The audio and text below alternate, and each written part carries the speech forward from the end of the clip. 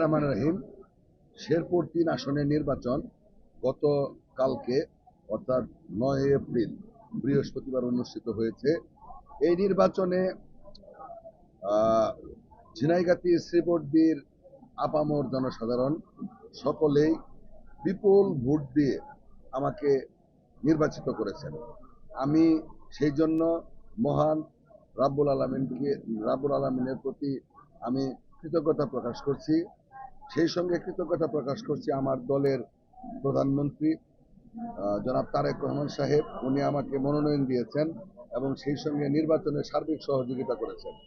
আমি ধন্যবাদ জানাই, কৃতজ্ঞতা প্রকাশ করি আমার এই শ্রীবর্দী ঝিনাইগাতির সমস্ত দলের নেতা কর্মী, একবারে গ্রামের তৃণমূল পর্যায় পর্যন্ত, যাদের অক্লান্ত পরিশ্রম, যাদের অর্থ, শ্রম, ঘাম, ত্যাগের বিনিময়ে আমার এই গতকালকের যে ভূমিধ্বস বিজয়, সেই বিজয়ের জন্য আমার দলের নেতা কর্মীদেরকে ধন্যবাদ জানাই। আমি ধন্যবাদ জানাই যে শ্রীবর্দী ঝিনাইগাতির দলমত নির্বিশেষে সকল ভোটার ভাই বোনেরা আমাকে বিপুল ভোট তারা কেন্দ্রে গিয়ে দিয়েছেন।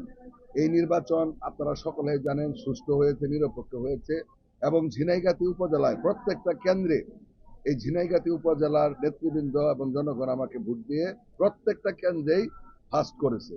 সেই জন্য আসলে ঝিনাইগাতি উপজেলা অতীতেও বিএনপি অঙ্গ সংগঠন সুসংগঠিত ছিল, এটাই তার প্রমাণ নির্বাচনের ফলাফলের মধ্য দিয়ে।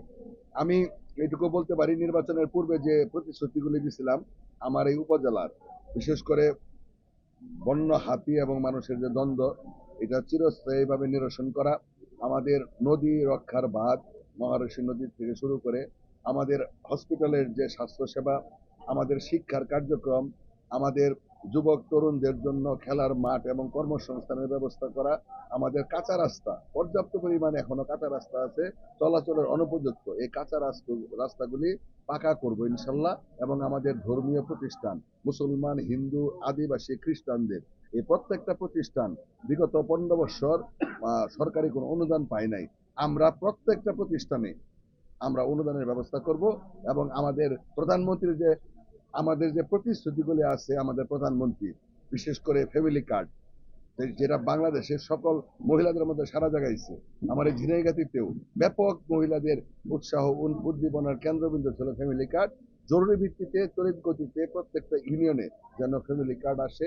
এই ফ্যামিলি কার্ড সহ আনুষঙ্গিক আরো যে প্রতিশ্রুতি আছে, কৃষক কার্ড এবং সেই সঙ্গে পর্যটন আমাদের আছে, এই পর্যটনকে উন্নীত করা, এই পর্যটন যেন সারা বাংলাদেশের মধ্যে একটা পরিচিতি লাভ করে, এই পর্যটনকে কেন্দ্র করে যেন আমাদের আদিবাসী এবং এই সীমান্তবর্তী এলাকার মানুষদের কর্মসংস্থানের সুযোগ হয়। এই প্রতিশ্রুতিগুলি ইনশাল্লাহ পূরণ করব, এটাই আগামী দিনগুলি আমার কাজ। আর এলাকার মানুষের দাবি, আমি যেহেতু 4 বারের এমপি, আমি এই দাবিটা আমার কাছে মনে হয় সাংবাদিক ভাইদের মাধ্যমে আমার প্রধানমন্ত্রীর কাছে পৌঁছবে।